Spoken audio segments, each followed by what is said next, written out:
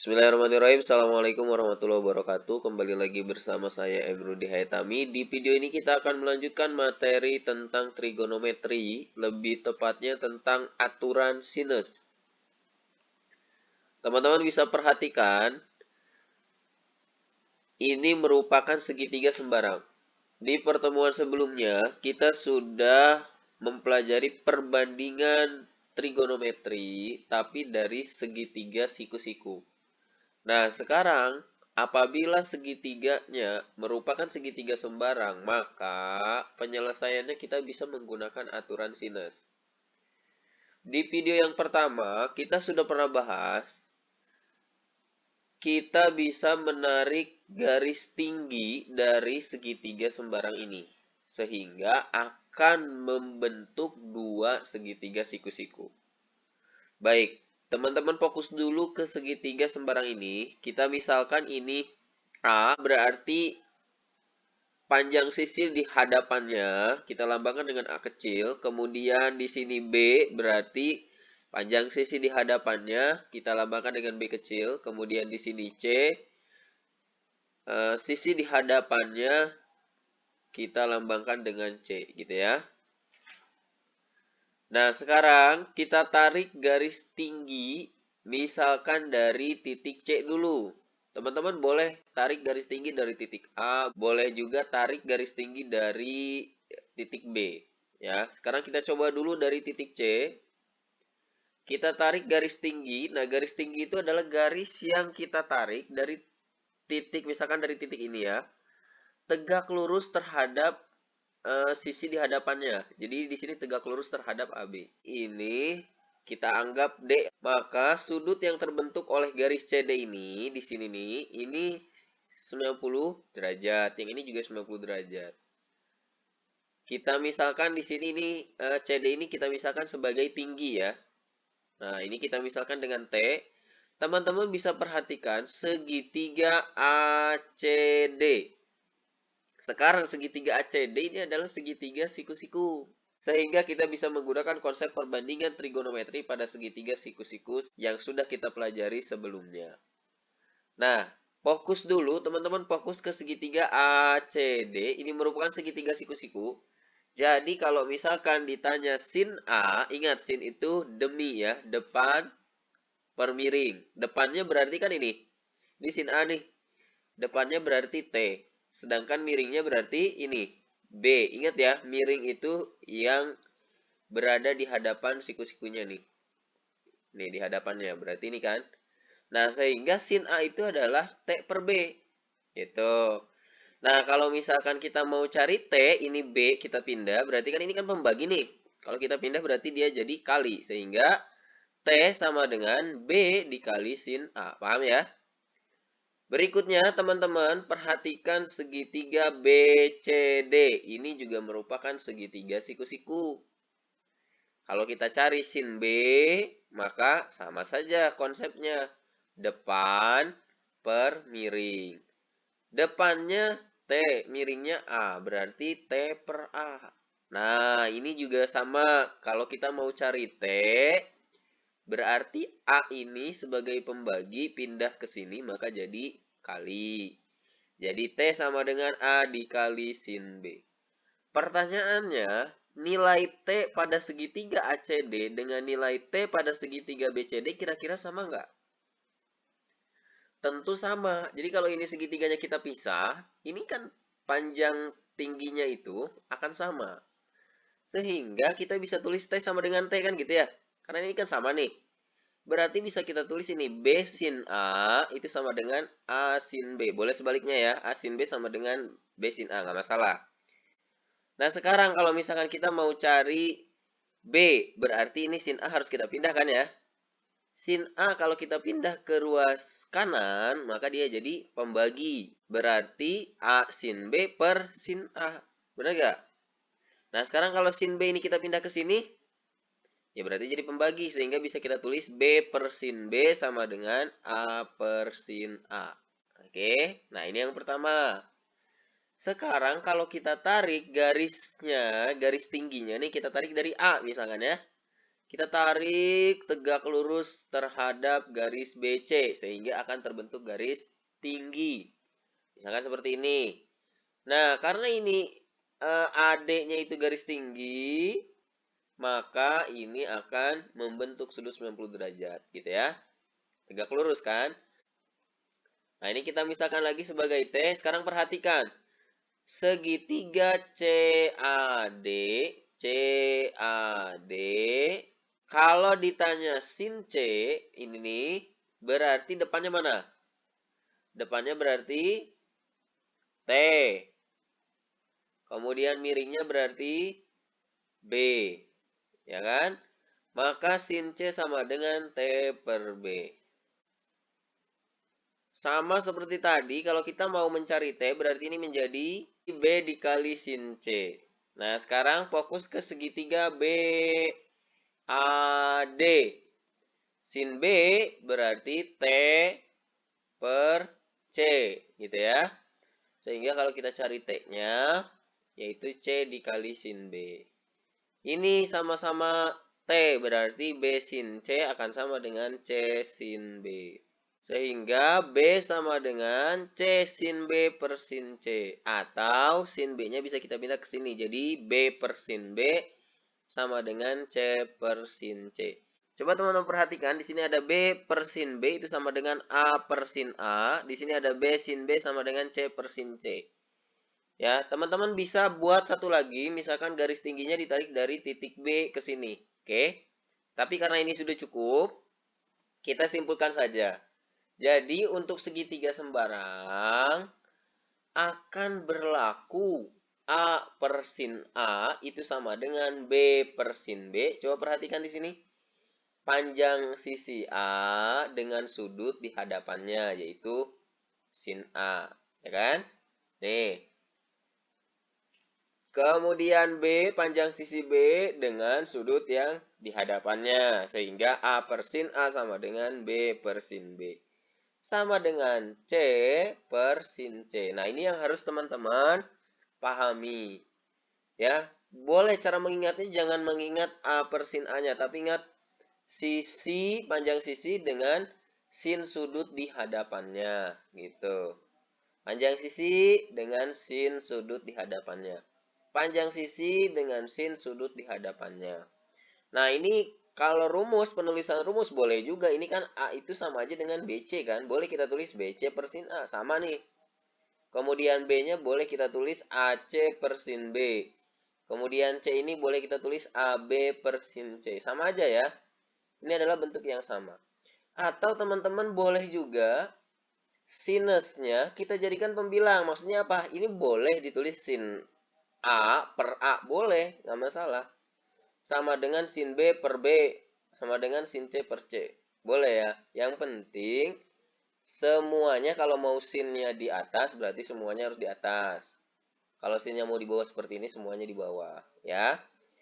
Kemudian kita bisa simpulkan bahwa aturan sinus ini perbandingan panjang sisi dan sinus sudut di depannya memiliki nilai yang sama. Nah, biar lebih jelas, kita coba pelajari contoh-contoh soalnya. Yang pertama, diberikan segitiga sembarang ABC seperti pada gambar di bawah ini.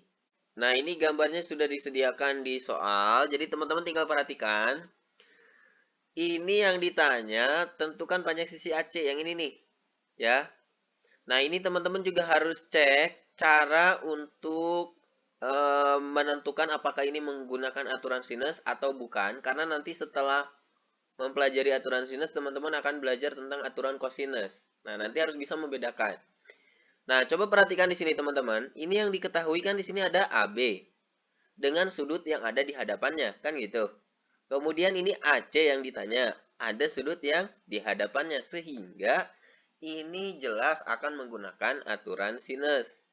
Jadi teman-teman ingat, panjang sisi dengan sudut di hadapannya. Panjang sisi dengan sudut yang di hadapannya itu clue-nya. Apakah teman-teman harus menggunakan aturan sinus ataupun menggunakan aturan kosinus yang nanti akan kita pelajari di video berikutnya. Nah, sekarang kita fokus dulu ke sini. Berarti kalau kita mau tulis dulu rumusnya, ini yang ditanyakan ini AC ya. AC ini berarti panjang sisi B kan, B kecil. Jadi B per sin B itu sama aja dengan ini C per sin C gitu ya. Nah, B ini yang ditanya berarti, atau AC ya. AC-nya yang ditanya berarti AC per sin 45 derajat ini. Kemudian ini 12 per sin 60 derajat. Nah, tentu di sini teman-teman harus sudah hafal untuk nilai perbandingan sudut-sudut istimewa. Ya, seperti sin 45 derajat, sin 60 derajat, dan yang lainnya sudah kita pelajari di video sebelumnya. Nah, kita ubah nih, sin 45 derajat itu kan setengah akar 2. Jadi, AC per setengah akar 2 sama dengan ini 12 per sin 60 itu berarti setengah akar 3. Sehingga 12 per setengah akar 3 gitu ya. Nah, kalau misalkan ditanya AC, ini kan tinggal kita pindahin ini aja nih. Ini pembagi, kalau kita pindahkan ke sini, berarti jadi pengali kan. Atau boleh kali silang. Kali silang dulu, habis itu cari AC-nya. Kalau teman-teman kesusahan. Kalau kesusahan dengan cara langsung. Ya, jadi kalau langsung nih AC sama dengan ini 12 dikali setengah akar 2 gitu. Per setengah akar 3. Nah, ini setengahnya bisa kita bagi nih. Setengah dibagi setengah berarti kan 1 ya. Sehingga ini tinggal 12 akar 2 per akar 3. Nah, teman-teman ingat. Kalau penyebutnya dalam bentuk akar, maka kita rasionalkan. Caranya dengan mengalihkan dengan penyebutnya. Jadi kita tulis nih 12 akar 2 per akar 3. Kita kalikan dengan akar 3 per akar 3. Sehingga menjadi 12 akar 6 ini ya. Kalikan jadi akar 6. Kemudian akar 3 kali akar 3, 3. 12-nya bisa kita bagi dengan 3. 12 bagi 3 berarti 4, sehingga 4 akar 6. Gitu. Ini untuk contoh yang pertama. Contoh yang kedua, diketahui segitiga PQR dengan PQ sama dengan 8 akar 2, PR sama dengan 8, dan sudut Q sama dengan 30 derajat. Tentukan besar sudut PRQ. Nah, ini berarti sudut yang ditanya adalah sudut R. Ya, sudut PRQ itu sama aja dengan sudut R. Kita sudah pernah bahas di video yang pertama tentang trigonometri. Nah, untuk contoh 2 ini tentu biar kebayang, kita buat dulu segitiga sembarangnya. Nah, seperti ini, sesuaikan aja dengan soalnya ya. PQR, terserah teman-teman mau nulis PQR, mau P-nya di bawah terserah. Yang penting sesuaikan angka-angkanya. Contoh di sini PQ, berarti PQ-nya 8 akar 2. Oh, ini 8 akar 6, 8 akar 2 harusnya ya. Ini harusnya 8 akar 2, mohon maaf salah ketik. Jadi silakan teman-teman perbaiki, ini 8 akar 2. Kemudian di sini PR-nya 8, udah betul ya. Kemudian sudut Q-nya 30 derajat, oke. Nah, ini coba lihat, ada panjang sisi per sudut gitu kan. Kemudian R-nya, ini kan yang ditanya R nih. Tuh, ada panjang sisi per sudut. Tuh, maka ini menggunakan aturan sinus. Bisa kita tulis dulu, ini PR ini berarti Q ya, Q kecil tuh. Pokoknya lihat aja nih, PR berarti kan segitiga itu kan ada 3 hurufnya. PRQ. Ya berarti kalau ditulis 2 huruf kan PR, tapi kalau ditulis 1 huruf berarti Q gitu. Kalau ditulis 2 huruf PR besar, tapi kalau ditulis 1 huruf Q kecil. Cukup gitu. Kemudian ini PQ. No, PQ itu kalau ditulis huruf besar kan, kalau huruf kecil berarti R kecil kan? R per sin R gitu ya. Nah, itu mah teknik lah. Teman-teman bisa gunakan teknik yang menurut teman-teman nyaman. Silahkan. Kemudian kita substitusikan angka-angkanya, berarti Q-nya di sini 8 ya, berarti 8 per sin Q, sin 30, sama dengan R-nya 8 akar 2 per sin R. Nah, ini justru yang ditanya nanti sudut R-nya, kan gitu. Ini kita ubah dulu, berarti 8 per sin 30 derajat itu setengah, sama dengan 8 akar 2 per sin R. Nih kali silang ya, kalau teman-teman bingung, kali silang dulu. Kalau yang bisa langsung, boleh langsung nih. 8 sama sin R-nya tinggal tukeran kan, jadi 8-nya di sini, ini setengahnya kalikan dengan 8 akar 2, gitu. Tapi kalau bingung, boleh kali silang dulu. 8 kali sin R sama dengan setengah dikali 8 akar 2. Atau 8 akar 2 dikali setengah, sama aja. Kemudian ini berarti sin R sama dengan ini setengah kali 8 berarti kan 4 ya. 4 akar 2 per 8. Nih 8 yang ini kita pindah sehingga menjadi per 8. Oke. Kemudian ini 4 per 8 ini bisa kita perkecil kan. Kita bagi 4, kita bagi 4 gitu kan. Sehingga ini jadi 1, yang ini jadi 2. Jadi 1 per 2 akar 2. Oke. Ini adalah sin R-nya. Nah, sin berapa yang hasilnya setengah akar 2? Gitu. Berarti kan sin R sama dengan sin 45 derajat, ya kan? Setengah akar 2 itu kan sin 45 derajat. Nah, yang ditanya itu kan sudutnya, sudut R-nya. Berarti sudut R-nya itu sama dengan 45 derajat, gitu. Ya. Nah, sudut R ini akan sama dengan sudut PRQ. Oke. Jadi sini kan jelas nih, R-nya sama dengan 45 derajat. Paham ya?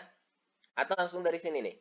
Setengah akar 2 itu sin berapa yang hasilnya setengah akar 2? Tentu kan sin 45 derajat, maka hasilnya 45 derajat. Gitu. Bisa ya?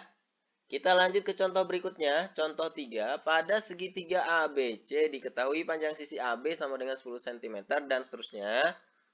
Berarti kita buat dulu segitiganya. Biar kebayang kan gitu ya. Di sini ada panjang sisi AB 10, sudah dituliskan, kemudian sisi AC-nya 12, dan sin B-nya sama dengan 4 per 5. Nah, ini nih sudut sin B ini sudah diketahui 4 per 5. Ya, tidak ditulis dalam bentuk derajat, tapi dalam bentuk perbandingannya. Nah, sin B itu 4 per 5. Coba perhatikan di sini ada panjang sisi per sudut, ya kan? Kemudian ini panjang sisi per sudut. Tuh, di sini nilai cos C. Walaupun di sini ditanya nilai cos C, kita menggunakan aturan sinus. Kenapa? Karena yang diketahui panjang sisi dengan sudut di hadapannya. Sehingga kita tuliskan B per sin B sama dengan C per sin C. Gitu ya. Berarti ini 12 per 4 per 5 sama dengan C-nya ini. 10 per sin C. Nah, kita bisa cari sin C dulu untuk menentukan nilai cos C. Jadi, ini kita kali silang atau kalau bisa langsung, boleh langsung. Ya, ini kita kali silang dulu, 12 kali sin C sama dengan 4 per 5 dikali 10, atau 10 dikali 4 per 5, sama aja. Nah, tadi yang sudah disebutkan ini kalau bisa langsung ya, buat teman-teman yang udah bisa langsung, yang sudah paham, boleh langsung. Jadi, sin C sama dengan 10 dikali 4 per 5 per 12 gitu kan. Ini tinggal dibalik nih. Tinggal tukeran posisinya. Antara 12 ini dengan sin C tukeran. Ini kalikan ke sini. Kan jadi langsung tuh. Tapi kalau memang masih bingung boleh kali silang dulu. Silahkan. Nah sehingga ini 10 kali 4 per 5 berarti ini 10 bagi 5 2 kali 4 8 ya. Maka 8 per 12. Ini 12 dari sini ya. Kemudian kita perkecil ini bisa jadi 2 per 3. Ini adalah sin C-nya. Sin C 2 per 3. Tapi yang ditanyakan cos C. Sehingga teman-teman bisa gunakan segitiga siku-siku. Ingat di awal, di pemahaman konsep, ini bisa kita tarik garis tinggi kan? Dari sini kita tarik garis tinggi, tegak lurus. Ya nggak? Sehingga sin C-nya kan 2 per 3. Berarti kan depan miring. Depannya 2, miringnya 3. Paham nggak nih? Ini kalau kita tarik nih, berarti kan jadi garis tinggi yang tadi sudah dijelaskan di awal. Ini kalau kita masukkan ke gambar ini akan terpotong. Terdapat garis tinggi sehingga membentuk segitiga siku-siku gitu ya. Nah, di sini kita bisa menggunakan teorema Pitagoras untuk menentukan nilai X ini. Nah, kita kan harus tahu ini berapa. Panjang dari sini ke sini berapa, kita harus tahu. Nah, sehingga untuk menentukan nilai X itu sama dengan akar kuadrat dari 3 kuadrat dikurang 2 kuadrat. Nah, 3 kuadrat itu berarti 9, 2 kuadrat berarti 4. 9 kurang 4, 5. Sehingga ini X-nya ini adalah akar kuadrat dari 5. Nah, karena ditanya cos C, ingat cos C itu sami. Berarti X per 3 kan? Nah, X-nya tadi akar 5 per 3. Atau boleh kita tulis 1 per 3 akar 5. Udah nih. Nah, selain menggunakan segitiga siku-siku ini, teman-teman juga bisa menggunakan rumus identitas trigonometri. Masih ingat nggak identitas trigonometri? Yang paling pertama identitas trigonometri yaitu sin kuadrat theta, kita ya belajarnya ya. Kan ada tuh sin kuadrat theta ditambah cos kuadrat theta sama dengan 1. Nah, karena ini di sininya menggunakan C ya berarti kita ubah aja sin kuadrat C ditambah cos kuadrat C sama dengan 1. Kan gitu. Nah, sin kuadrat ini alternatif lain ya. Kalau teman-teman suka menggunakan cara ini udah, gunakan cara yang ini. Atau teman-teman boleh juga menggunakan ini. Jadi di tahap ini nih, kita sudah menemukan sin C, kita lanjut ke sini. Nah, jadi sin kuadrat C berarti kan ini sin C-nya kan 2/3. Jadi sin kuadrat C berarti 2/3 kuadrat gitu kan. Sehingga ini cos, waduh mohon maaf nih animasinya salah. Nah ini dulu harusnya ya. Jadi 2/3 kuadrat ditambah cos kuadrat C sama dengan 1 gitu. Nah, sehingga ini cos kuadrat C sama dengan 1 dikurang ini kita pindahkan. Ya, kuadratkan dulu, berarti kan jadi 4/9, pindahkan ke kanan, jadi pengurangan. Jadi cos kuadrat C sama dengan 1 dikurang 4/9. Nah, ini 9 kali 1 berarti 9 ya, dikurang 4 berarti 5. 5/9. Jadi cos kuadrat C sama dengan 5/9. Nah, yang ditanyakan cos C, bukan cos kuadrat C, berarti kita akarkan. Jadi, akar kuadrat dari 5/9 itu sama aja dengan 1/9 dikali 5 kan. Nah 1/9-nya bisa kita akarkan sehingga menjadi 1/3 akar 5. Nah terserah nih teman-teman, sukanya menggunakan cara yang mana, tinggal dipilih. Kita lanjut ke contoh berikutnya, yang keempat, diketahui segitiga KLM dengan K sama dengan 4 dan seterusnya. Kita buat dulu segitiganya, sesuaikan dengan soal. Di situ K, berarti ini K-nya, di sini berarti 4 gitu ya. Kemudian L, sini L-nya, berarti di sini 2 akar 2. Kemudian sudut L 30 derajat. Tentukan besar sudut M. Nah, yang ini. Oke, perhatikan lagi di sini. Kita bisa mencarikan ini panjang sisi per sudut K. Panjang sisi per sudut L. Yang ditanya sudut M. Apakah ini masih bisa menggunakan aturan sinus? Tentu bisa. Kenapa? Karena kalau teman-teman sudah tahu ini sudutnya berapa, ya tinggal menggunakan konsep segitiga kan. Dimana jumlah sudut segitiga itu 180 derajat gitu. Jadi kita bisa cari dulu berapa sudut K-nya, setelah itu baru cari sudut M-nya. Oke, jadi kita tetap gunakan aturan sinus ya. Nah, jadi di sini K per sin K sama dengan L per sin L. Nah, K-nya berarti 4 per sin K sama dengan 2 akar 2 per sin 30 derajat. Nah, kemudian ini 4 kita kali silang. 4 kali sin 30 derajat itu berarti setengah kan? Jadi 4 kali setengah. Ya, langsung ya. Kemudian ini sin K dikali 2 akar 2. Atau 2 akar 2 dikali sin K. Nah, sin K berarti ini kita pindah kan? Ini 4 kali 1 per 2 itu 2. Berarti sin K sama dengan 2 per 2 akar 2. Ini bisa kita coret. 2 bagi 2 berarti kan 1. Sehingga menjadi 1 per akar 2. Nah, ingat kalau penyebutnya dalam bentuk akar, maka kita rasionalkan. Caranya kita kali dengan akar 2 per akar 2. Sehingga menjadi akar 2 per 2. Nah, akar 2 per 2 ini bisa kita tulis 1 per 2 akar 2. Ini adalah sin K-nya. Nah, sudut K-nya berarti berapa? Sin berapa yang hasilnya 1 per 2 akar 2. Maka sin 45 derajat gitu. Nah, karena sudut K-nya di sini 45 derajat, berarti kita bisa cari sudut M kan? Ingat jumlahnya itu harus jadi 180. Berarti kalau mau nyari sudut M bisa kita gunakan 180 derajat dikurang 45 derajat dikurang 30 derajat. Sehingga sudut M sama dengan 105 derajat. Paham ya? Nah, ini untuk soal nomor 4. Kita lanjut ke soal yang terakhir. Soal nomor 5. Diketahui segitiga ABC dan seterusnya, kita buat dulu gambarnya. Di sini sudut A 30 derajat, ini udah. Sudut B 45 derajat, sudah. Panjang BC 12. Yang ditanya panjang AC. Nah, panjang AC yang ini nih. Berarti kan B ya. Tuh, B per sudut. A per sudut. Tuh, berarti ini menggunakan aturan sinus. Sehingga B per sin B sama dengan A per sin A. Kita substitusikan angkanya, berarti kan yang ditanyakan AC ya, berarti AC per sin 45 derajat sama dengan 12 per sin 30 derajat. Nah, berarti AC sama dengan ini 12 dikalikan dengan sin 45 derajat. Berarti 12 dikali setengah akar 2. Sin 30 derajat itu setengah.